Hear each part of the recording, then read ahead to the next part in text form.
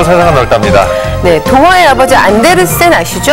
아우, 잘 알죠. 네, 어릴 적 읽었던 동화 중에 기억나는 거 있으세요? 뮤놀이 새끼. 그렇죠. 예, 안데르센의 어떤 뭐 자생적인 자화상. 성격이 들어간 맞아요. 그런 동화라고 하고 인어공주, 벌거벗은 임금님, 예, 제가 좀 보긴 했지만 성냥팔이 소녀. 아, 끝이 없어요, 사실. 예, 예. 정말 많아요, 작품들이. 근데 이 안데르센은 원래 꿈이요, 연기자였다고 합니다.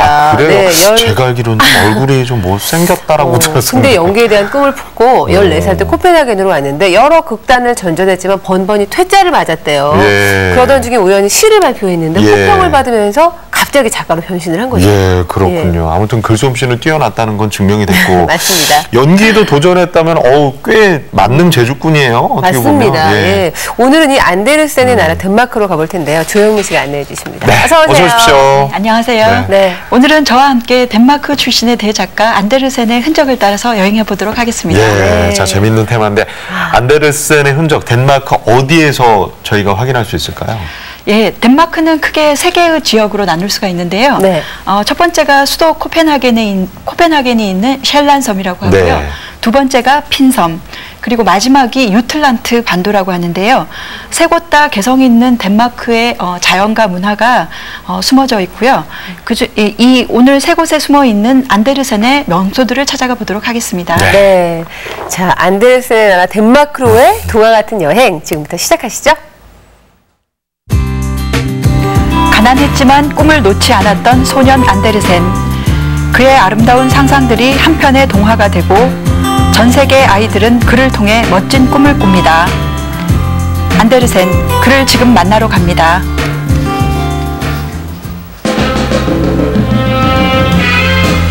셸란섬 동쪽에 위치한 덴마크의 수도 코펜하겐. 안데르센의 흔적은 코펜하겐 시청사에서부터 시작됩니다. 아, 동상이 여기 있군요.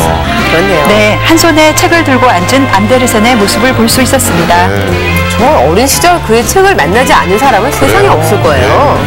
재미난 건 안데르센의 시선이 닿는 곳에 아이들을 위한 세계 최초의 테마 공원이 있다는 겁니다. 참 흡족해하겠어요, 동상이 보면서도. 그러니까요. 어린이를 사랑했으니까. 그러게요. 안데르센의 이야기를 찾아가는 길. 그가 나고 자랐던 고향 마을로 달려갑니다. 아, 이제부터 그의 생애를 거슬러 올라가 보는 거군요. 안데르센은 코펜하겐에서 1시간 정도 떨어져 있는 오덴세라는 작은 도시에서 태어났습니다. 딱 봐도 평화로워 보이는데요? 그러네요. 네, 여기저기 평화롭게 일광욕을 즐기는 사람들과 자연이 숨쉬는 그런 곳이었습니다.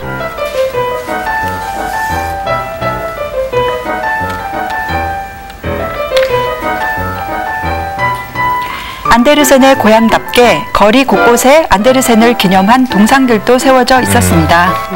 아, 안데르센의 팬들인 아이들이 이곳에 가네요. 영원한 팬이죠. 예.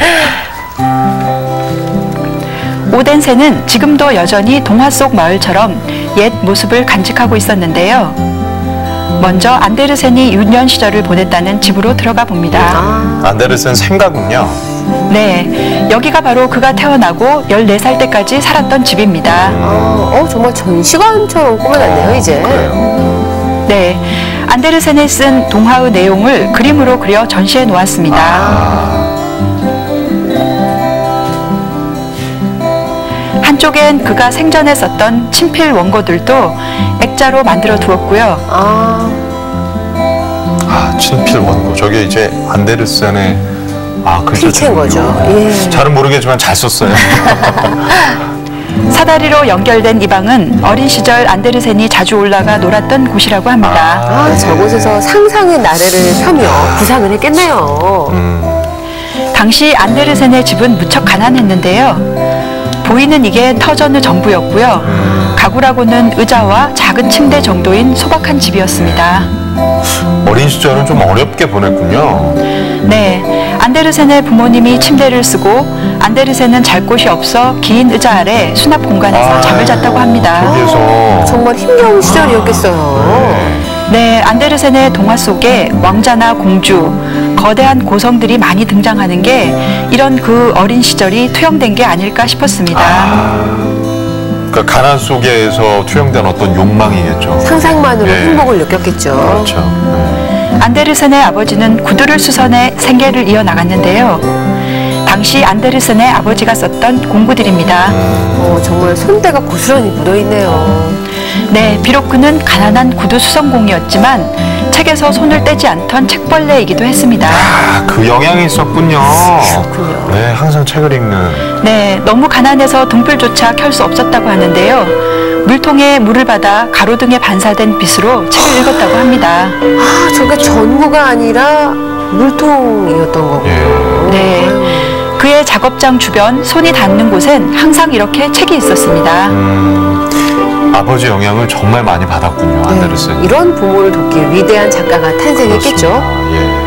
자, 어둠 빛 속에서 책 읽으면서 상상의 나라를 펼쳤던 안데르센. 그 아버지가 참 대단하다는 생각이 듭니다. 네. 안데르센의 흔적은 덴마크 곳곳에서 발견할 수 있는데요. 덴마크 제2의 도시로 불리는 오르히스도 안데르센의 숨결을 느낄 수 있는 곳입니다. 작지만 아주 사람들은 북적북적하네요. 늦은 밤 오르히스 중심가로 들어섰습니다. 멋진 야경도 펼쳐지네요. 네, 아기자기해 보여도 오르히스는 박물관과 국제적인 행사가 열리는 대도시인데요. 네. 세계에서 가장 작은 대도시라는 별칭이 붙어 있습니다. 그렇군요. 역설적이네요. 일명 작은 대도시 오르히스에서 저녁 식사를 즐겼습니다. 와. 진짜 만찬이네요. 맛있겠네요. 샐러드를 곁들인 치킨 요리에 시원한 샴페인 한 잔이 여행의 피로를 날려주는 듯 했습니다. 아주 푸짐하면서 행복한 밤이었겠어요. 저희 또 몽롱해지고 있어요. 그러니까요.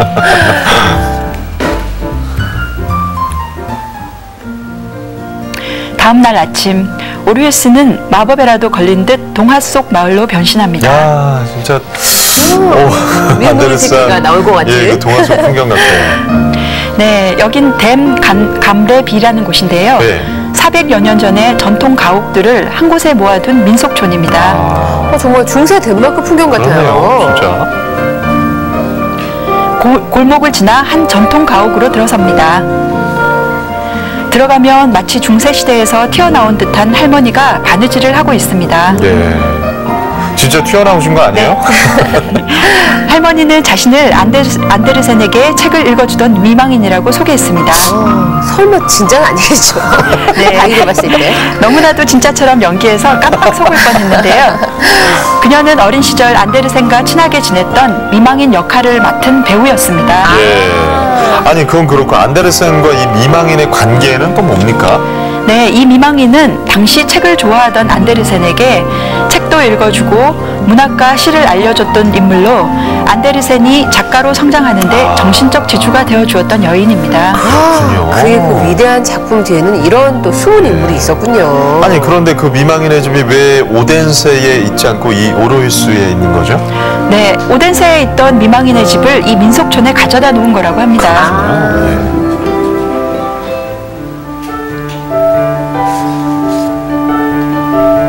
이번엔 댐 감레비에 있는 상인의 집으로 가봅니다. 해전에 신던 신발인가 봐요.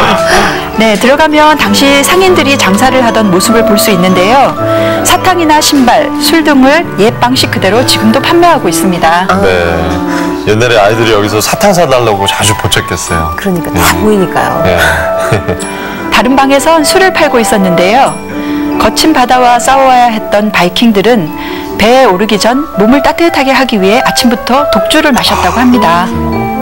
이곳에선 일명 바이킹 알콜로 불리는 그 술을 시음할 수 있었습니다. 네. 야, 아침부터 이런 독주를 예. 바이킹 답네요. 예. 거친 바다 싸울 일도 없을 텐데. 직접 드셨는지요? 네, 한 잔을 원샷했는데요. 아이고. 마시면 바로 목이 타들어가는 듯합니다. 네. 상인의 집 뒷마당으로 가봅니다. 주방도 나름 분주합니다. 뭘 만드네요. 네, 전통 의상을 입은 여인들이 음식을 준비하느라 분주한 모습이었습니다. 우리 무슨 전 같아요. 네. 예, 옛날 사람들이 즐겨 먹던 전통 팬케이크라고 합니다. 야, 맛있겠는데요, 아주? 고소할 것 같아요. 네. 조금 탄 게 맛있어요. 예, 잘 구워진 팬케이크에 블루베리 잼을 얹어 돌돌 말면 요리가 완성됩니다. 맛있겠는데요, 진짜? 드셨겠죠, 당연히? 예. 네, 당연히 맛을 봤는데요. 당연히. 금방 구워내서 그런지 따끈따끈한 데다 그러게요. 새콤달콤한 블루베리 잼이 팬케이크가 정말 잘 어울렸습니다. 아, 바이킹 시대엔 먹을거리가 별로 없어 이런 팬케이크에다 커피를 먹는 게 일종의 브런치였다고 합니다. 예, 야, 그렇게. 바이킹이 했던 거 그대로 다 하고 오셨네요. 네. 예. 소박한데 참 맛있겠어요.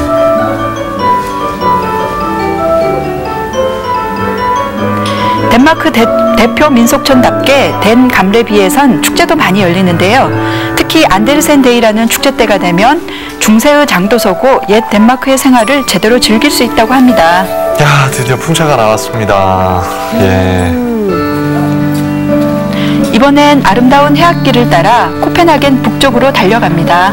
아, 해안도로도 참 예쁘네요. 네, 코펜하겐에서 북쪽으로 이어지는 해안선에 놓칠 수 없는 볼거리가 많은데요. 그 중에 하나가 크롬보르 성입니다. 아, 이 성이군요. 와, 진짜. 네, 크롬보르 성은 세익스피어의 비극 햄릿의 무대로 유명한 곳인데요. 한적한 바닷가 언덕 위에 서 있는 모습이 왠지 외로워 보였습니다. 햄릿의 비극 때문일까요? 왠지 뭔가 음침한 느낌도 있고. 그럴 수도 있어요. 네. 크롬보르 성 역시 안데르센과 연관이 깊은데요. 안데르센도 셰익스피어의 작품을 무척 좋아했다고 합니다. 네. 크롬보르 성에서 파는 기념품들도 대부분 셰익스피어의 비극에 나오는 인물들을 닮았습니다. 마네킹들이 한 번 보면 지워지지 않아요. 살아있는 것 같아요. 네. 이야, 여왕 미니어처군요.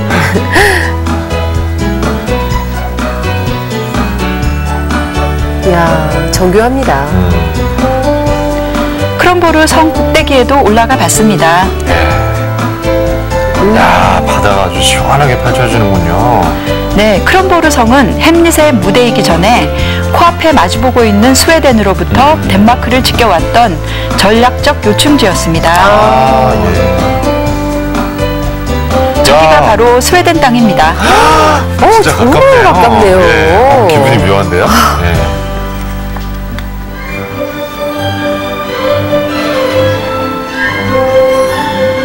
크롬보르 성은 역사적으로도 상징적인 의미가 큰 곳인데요. 크롬보르 성 지하엔 특별한 인물이 잠들어 있습니다. 아, 저 인물인가요? 네, 홀러 단스크라는 전설의 영웅인데요. 평소에는 잠을 자고 있다가 덴마크가 중대한 위기에 처했을 때 잠에서 깨어나 나라를 구한다는 전설 속의 영웅입니다. 예, 좀 중대한 위기가 아니어서 잠을 자고 있는 거예요? 한편으로는 이분이 깨어나지 않아야 그러게. 나라가 평안하다는 증거가 되겠어요. 야, 그래 든든해요, 진짜. 항상 잠자는 저런 영웅이 있다는 게.